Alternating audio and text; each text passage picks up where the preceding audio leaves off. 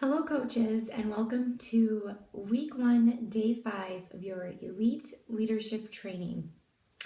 During this training video, we are going to be talking about forming with people you've just met. So, as we know, in order to grow our business as a Beachbody coach, it is very important to expand our network. And one way to expand your network is to be requesting 3 to 5 people on Facebook every single day. These can be people that are friends of friends, people that you've just met. It could be a complete stranger. It doesn't matter as long as you are trying to expand your network. So when you're requesting these people, it is important to start forming. Forming means you are trying to form a relationship. So a great way to do this once they accept your friend request is to like and comment on their posts, on their pictures. It's great to have a genuine comment, not just like a one-word line. Something like, "Oh, your kid is so cute. How old is she?" Something like that.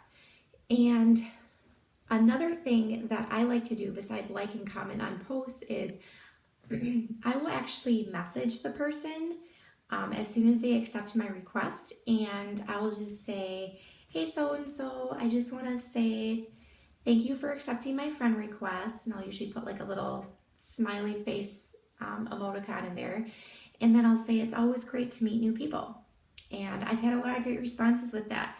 People sometimes will ignore it, but the majority of people have messaged me back and have said, "Thanks, you too," blah, blah, blah. So, or if it's somebody that I already know but haven't connected with for a long time, I will usually say something like, "Hey, so-and-so, thank you for accepting my friend request. Your kids are so cute. It's been such a long time. How are you?" And then that way it leaves it open for them to respond back and then hopefully ask how I am. And then you get the conversation going. So I've actually started a lot of great Facebook relationships that way. So when you are messaging people though, you do not want to be mentioning anything about Beachbody right away. You don't want to sound like you only requested them as a friend to be a part of your business or to buy something from you or to buy a challenge pack.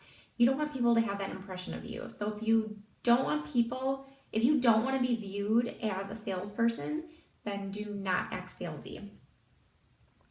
And it goes the other way around too. So if a person reaches out to you and they ask you about Beachbody right away in their message, still try to get to know them. It's so important to listen and connect with people.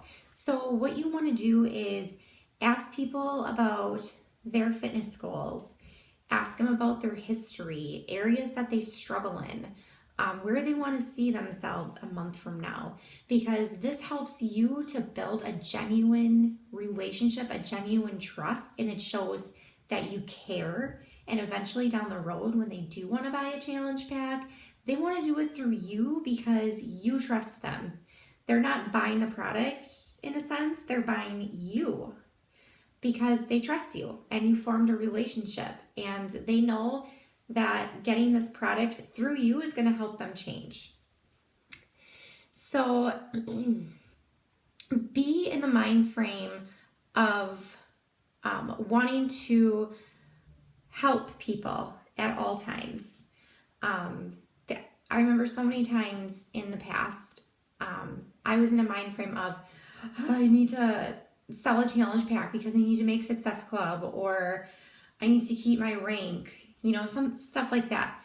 But if you're in the mind frame to genuinely help people and listen to them, that's where you're going to get your customers, and that's hopefully maybe where you're going to get some of your coaches too. So, converting conversation to customer. You need to invite. It's one of our vital behaviors. Invite, invite, invite. Every single day. Do not skip a day. After you've established a relationship with this person, after you've had back and forth conversations, and after you've explained what you do as a coach, it's time to start inviting these people to challenge groups. But first, you need to establish the value in the challenge groups. You need to let these people know why it is so important for them to join a challenge group in order to see a change in a change from where they were before. So what you need to do is you need to share your story. Be relatable. Share how joining a challenge group has changed your life. Share how it's changed you, made you mentally stronger, emotionally stronger, happier, more motivated, how you've seen results, how you've lost weight, you've lost inches, you've become stronger, you've become more confident. They want to hear how it's changed you. They don't want to hear something from an infomercial on how it's changed other people. They've connected with you, you've connected with them. Now they want to hear from you. And don't talk about price when talking about a challenge pack. Don't talk about price again until you've established the value. A great way to start this is, a lot of times people will go to price right away. They'll say, well, how much is a challenge pack? Take them and steer them back a little bit. And first you need to say, it depends on what you want, what you're trying to see a change in. That's where the cost varies. Then tell them, a challenge pack can cost well over $200, but as a coach, I can bundle everything for you for $160 or whatever price it is. And here's everything that you get. You get the workout DVDs, a bonus DVD, first month of Shakeology, a shaker cup, me as your coach, and access to all of our online accountability groups on Facebook. So, because for real, it is a good deal. You get a lot for the price of $140 or $160 or whatever it is. You get way more than you think. So, you've established a relationship, you've added value in what you have to offer them, and all of a sudden they fall off the face of the earth and they don't respond. It happens all the time. That's why the follow-up is so important. I cannot say it enough. Follow up. Just because someone doesn't respond to you doesn't mean they're not interested anymore. It could be that they genuinely forgot to respond, or life got crazy, they've read your message, they forgot to respond back, or they keep telling themselves they're going to get to it when they have a free moment. They don't have a free moment. They're exhausted. They come home from work. The last thing they want to do is be on their phone or be on a computer. It happens all the time. It happens to me every month. And yes, while it is frustrating, this is why you are forming with people every single day, in case you do get those people who just stop responding altogether. You can't bank your business on someone who commits verbally. You cannot do anything until you actually see in your coach online office that this person has ordered. Never think that you've made a sale, or never think that you've, sold somebody a challenge pack until you actually see it. This is why we're always constantly forming and constantly inviting. So when this happens, when people don't respond, send a follow-up message and recap their goals on what you guys previously talked about. So be like, hey, just wanted to follow up. I know that you said you really wanted to lose the baby weight. You had a goal of, losing 10 pounds. And I really think this challenge pack and the challenge groups could help you with that. So if you're still interested, I would love to get you all set up and signed up.